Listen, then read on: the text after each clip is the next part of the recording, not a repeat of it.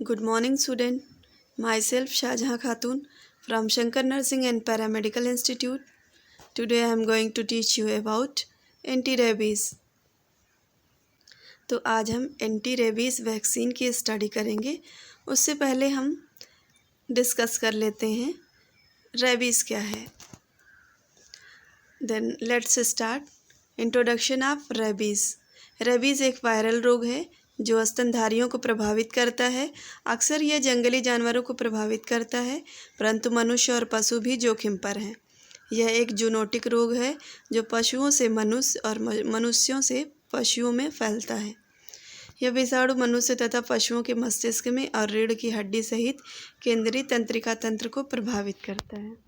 Means की rabies जो है वो वायरल रोग है जो स्तनधारियों को प्रभावित करता है और जंगली जानवरों में ये ज़्यादा पाया जाता है, परंतु मनुष्य और पशु भी जोखिम पे होते हैं क्योंकि मनुष्य जो होते हैं वो पशुओं के कांटेक्ट में होते हैं, इसलिए मनुष्य को भी रिस्क होता है रेबीज़ का। मनुष्य में इसे हाइड्रोफोबिया या जाल टांका कहते हैं क्योंकि इस रोग में गले की मांसपेशियों में ऐंठन से रोगी पानी नहीं पी पाता। रेबीज़ कुछ देशों को छोड़कर दुनिया के सभी भागों में पाया जाता है। मीन्स मनुष्य में इसे हाइड्रोफोबिया जाल टांका कहते हैं। मीन्स कि हाइड्रोफोबिया मीन्स हाइड्रो मीन्स पानी, फोबिया मीन्स डर, तो पानी से डर लगता है इस रोग में पेशेंट को। जाल टांका कहते हैं क्योंकि गले में मांसपेशियों में ऐंठन की वजह से पानी जो है निकलने में प्रॉब्लम होती है पेशेंट को, इसलिए इसे जाल टांका कहते हैं। अब हम देखते हैं पिक्चर के माध्यम से। तो ये जो वायरस होता है, रेब्डो वायरस होता है इसका, रेबीज़ का, वो यहाँ से लेकर के मीन्स स्पाइनल कार्ड से वो गले होते हुए मस्तिष्क तक जाता है और इन्फेक्ट करता है। अब हम देखेंगे इंक्यूबेशन पीरियड, कितने टाइम में लक्षण आ जाते हैं, इन्फेक्शन के कितने टाइम में लक्षण आ जाते हैं। इंक्यूबेशन पीरियड मीन्स कि फ्रॉम इन्फेक्शन टू लक्षण अपीयरेंस, मीन्स कि लक्षण के आने तक के टाइम को, इन्फेक्शन से लक्षण आने तक के टाइम को इंक्यूबेशन पीरियड कहते हैं। तो देखते हैं औसतन 1 से 3 माह। तो औसतन जो होता है वो 1 से 3 माह का समय लगता है इन्फेक्शन के लक्षण आने में। कभी कभी कुछ दिन और कुछ साल भी लग जाते हैं।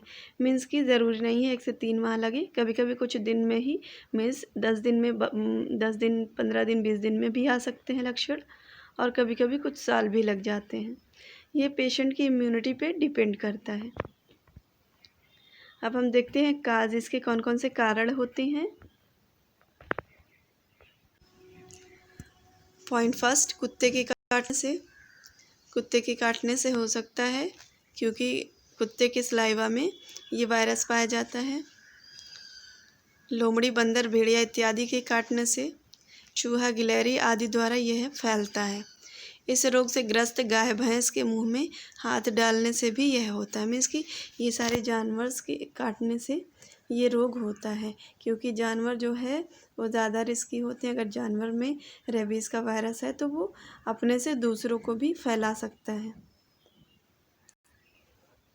घरेलू उपचार। अब हम देखते हैं घरेलू उपचार। अगर किसी कुत्ते ने काट लिया है तो सबसे पहले घर पे क्या कर सकते हैं हम।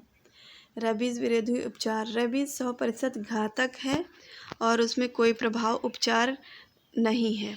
मीन्स कि रेबीज़ जो होता है वो बहुत ही घातक है, उस पर कोई उपचार प्रभावी नहीं होता है। रेबीज़ होने से पहले उचित उपचार से उसका रोकथाम हो सकता है। निम्न 4 घटकों पर ध्यान दें। नंबर 1 घाव की देखभाल और उपचार। क्या करना चाहिए, अब हम इसमें देखेंगे क्या करना चाहिए क्या नहीं करना चाहिए। तो क्या करना चाहिए में देखते हैं। बहते हुए पानी के नीचे कम से कम 20 मिनट तक सभी घाव को धोएं। साबुन या सेवलान जैसे एंटीसेप्टिक का प्रयोग करें। बाहरी परिस्थितियों में विस्की, रम जैसे शराब या दाढ़ी के लोशन का उपयोग किया जा सकता है। मीन्स कि बहते हुए पानी में 20 मिनट तक घाव को धोना है साबुन से या एंटीसेप्टिक सेवलान से धोना है। बाहरी परिस्थितियों में अगर बाहर पे हैं तो विस्की, रम जैसे शराब से इसको धो सकते हैं। और दाढ़ी के लोशन का भी इस्तेमाल किया जा सकता है, क्योंकि उसमें एंटीसेप्टिक होता है। अब हम देखेंगे क्या नहीं करना चाहिए। तो नंबर 1, घाव के ऊपर ड्रेसिंग ना करें। जहाँ पर भी कुत्ता काटा है उस पर ड्रेसिंग ना करें। नंबर 2, टिंचर आयोडीन का उपयोग ना करें। घाव को टाँके नहीं लगाना चाहिए, नहीं डालनी चाहिए, मीन्स घाव पे टाँका नहीं लगाना चाहिए। हल्दी, नीम, लाल मिर्च, पौधे का रस, सिरके आदि के उपयोग से विषाणु फैल सकते हैं, इसलिए इनका उपयोग नहीं करना चाहिए। बहुत सारे लोग जो होते हैं घरों पे कुछ पत्तों का इस्तेमाल करते हैं, जहाँ पे कुत्ता काटा होता है वहाँ पे लगा देते हैं, हल्दी, नीम, लाल मिर्च लगा देते हैं, तो उससे जो है विषाणु जो है उसको फैलने का खतरा होता है, इसलिए ये सारा यूज़ नहीं करना चाहिए।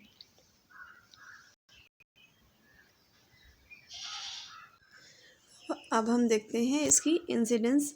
अकॉर्डिंग टू WHO ने बताया rabies is a major public health problem. ये एक बड़ी समस्या है। फेटल वंस सिम्टम अपीयर, ये घातक हो सकता है एक बार सिम्टम आ जाने पे। One death every 15 minute world wide, means कि एवरी 15 मिनट, प्रत्येक 15 मिनट में एक डेथ होती है पूरे संसार में। 4 out of 10 death are in children, means 4 death जो होती है वो बच्चों की होती है 10 में। 99% human cases result from dog bite, ये 99% कुत्ते के काटने से होता है। WHO जो ये रेबीज़ डे है वो 28 सितंबर है। 28 सितंबर को रेबीज़ डे घोषित किया गया है। अब हम देखते हैं लक्षण इसके क्या क्या हैं। रोगी के व्यवहार में बदलाव, जैसे हिंसक गतिविधियाँ।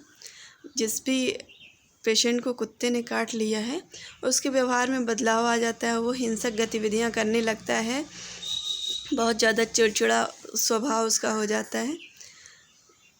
पॉइंट सेकंड, काटने के साइड पर झुंझुनी होना। नेक्स्ट, अधिक उत्तेजना। नेक्स्ट, बुखार आना, शरीर में दर्द होना, अधिक लार निकलना, बेचैनी होना, पानी से डर लगना, भ्रम, होश खो देना, पागलपन, लक्षण आ जाने पर मौत। मीन्स ये सारे लक्षण आते हैं। अगर लक्षण आ जाते हैं तो मरीज को बचा पाना मुश्किल होता है, उसकी मौत हो जाती है ज़्यादातर। अब हम देखेंगे वैक्सीन क्या होती है। जीवाणु तथा विषाणु हमारे शरीर की विभिन्न रोग प्रतिरोधक शक्तियों से लड़कर हमारे शरीर में पहुंचता है और टॉक्सिन उत्पन्न कर अपने परपोषी के शरीर में रोग उत्पन्न करने में समर्थ होते हैं। इसके परिणाम स्वरूप हमारे शरीर की कोशिकाएं टॉक्सिन के आक्रामक गति के विरोध में प्रतिरक्षा या प्रतिरक्षी पिंड उत्पन्न करती हैं, जो टॉक्सिन से लड़ने में मदद करती है।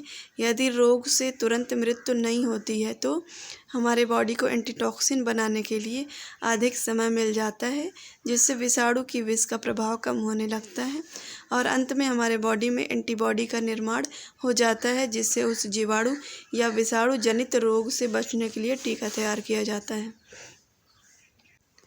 तो वैक्सीन कैसे बनाई जाती है?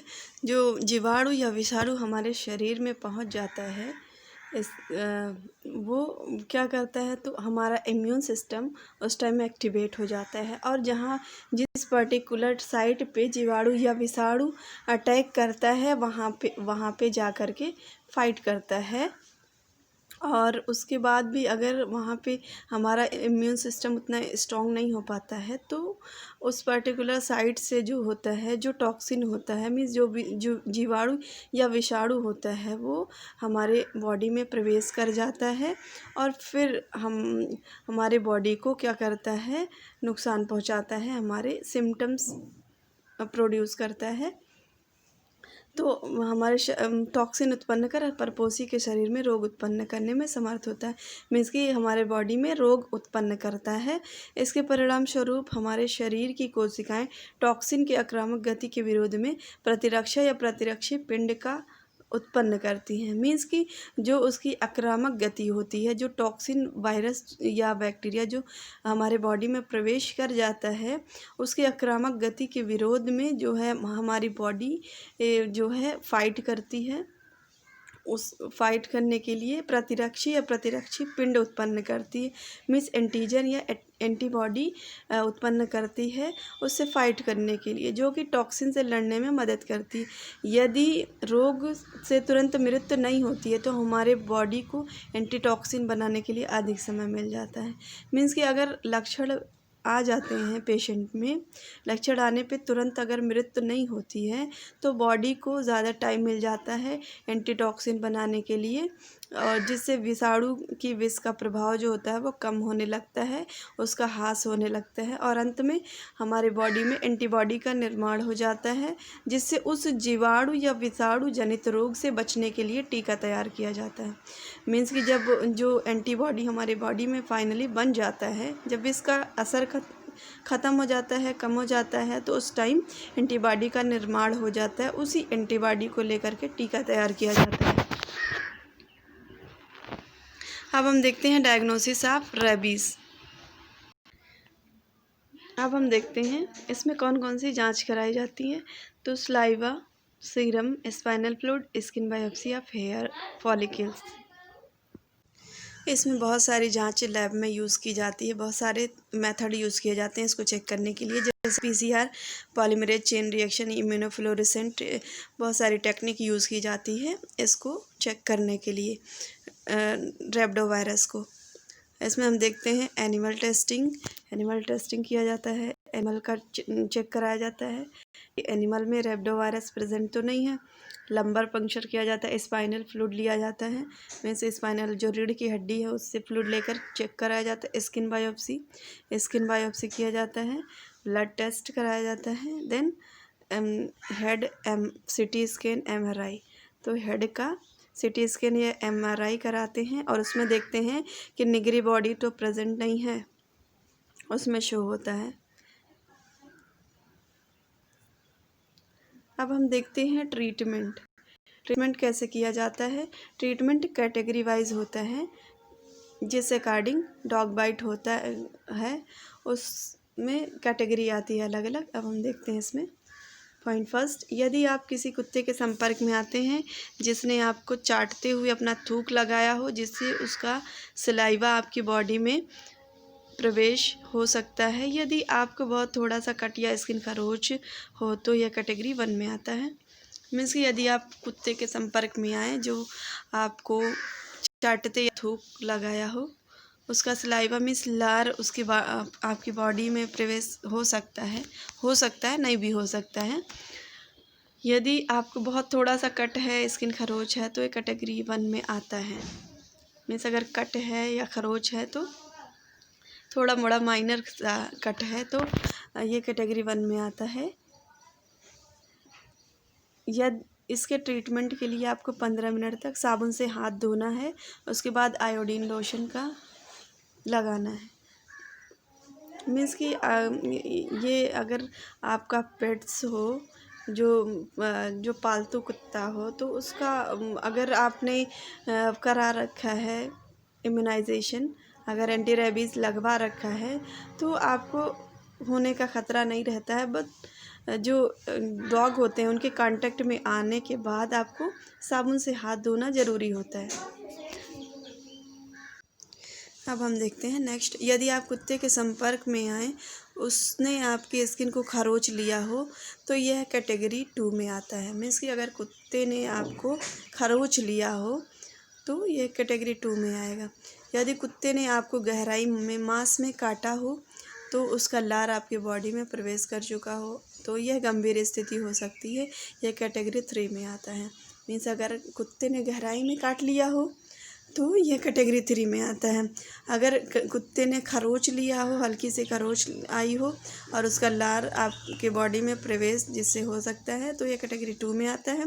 और गंभीर अगर गहराई में मांस में काटा हो तो यह कैटेगरी 3 में आता है। कैटेगरी 2 और कैटेगरी 3 दोनों के लिए वैक्सीन लगाना ज़रूरी है।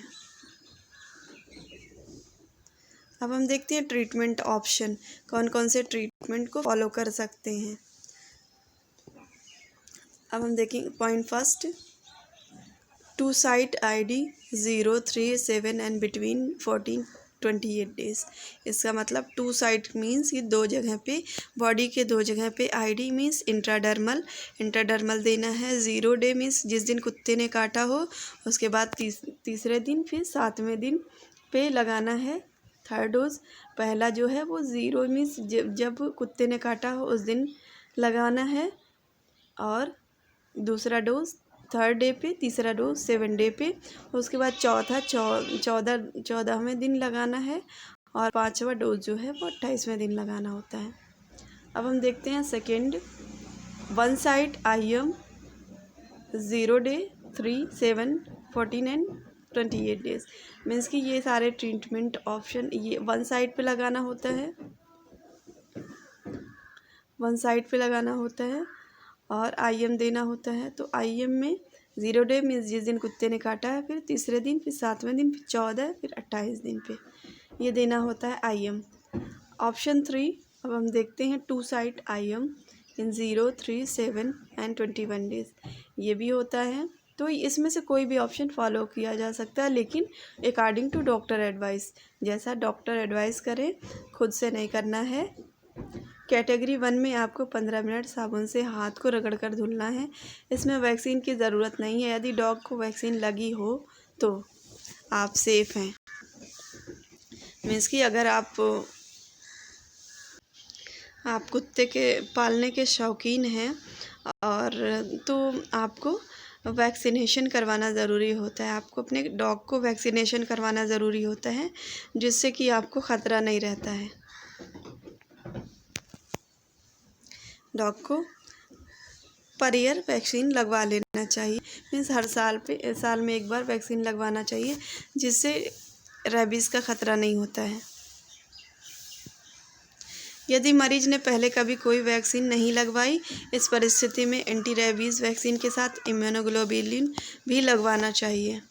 मीन्स कि अगर मरीज़ को कभी पहले कोई भी वैक्सीनेशन नहीं हुआ है, जिसको कुत्ते ने काटा है, तो एंटी रेबीज़ वैक्सीन के साथ जो है, एंटी रेबीज़ वैक्सीन के साथ इम्यूनोग्लोबुलिन भी लगवाना चाहिए।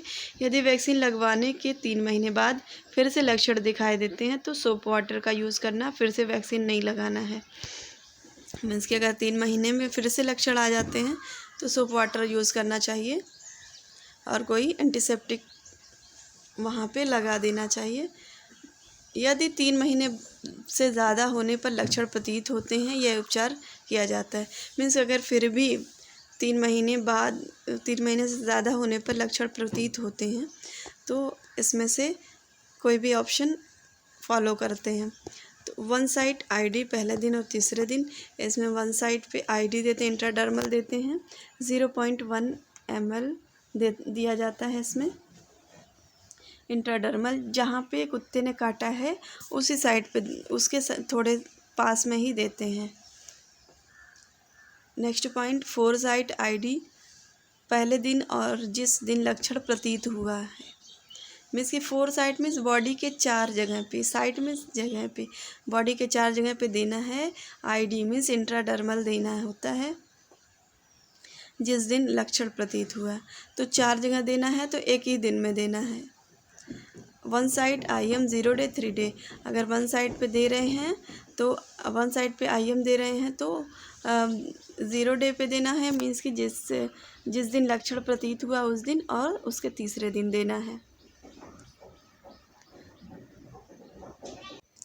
अब हम देखेंगे आवश्यक बिंदु, मीन्स कि इम्पॉर्टेंट पॉइंट क्या है जो हमें ध्यान देना चाहिए। नंबर 1, क्या काटने वाला जानवर पालतू था या जंगली था? वह स्वस्थ था या बीमार था? बीमारी के क्या लक्षण थे? काटने वाले जानवर को रेबीज़ के टीके लगे थे या नहीं? यदि लगे थे तो कब? घाव किस प्रकार का है एवं शरीर के किस भाग पर घाव है? क्या काटने वाला कुत्ता अथवा जानवर काटने के पहचान के अगले तक निगरानी के लिए उपलब्ध है? यदि नहीं तो उसे मानकर बचाव के लिए टीकाकरण आरंभ कर दें। मीन्स कि ये सारे पॉइंट्स को ध्यान रखना चाहिए, जिससे डॉक्टर को ट्रीटमेंट करने में काफ़ी मदद मिलेगी। अगर आप पेट्स को रखते हैं तो उसका वैक्सीनेशन ज़रूरी है। Thank you.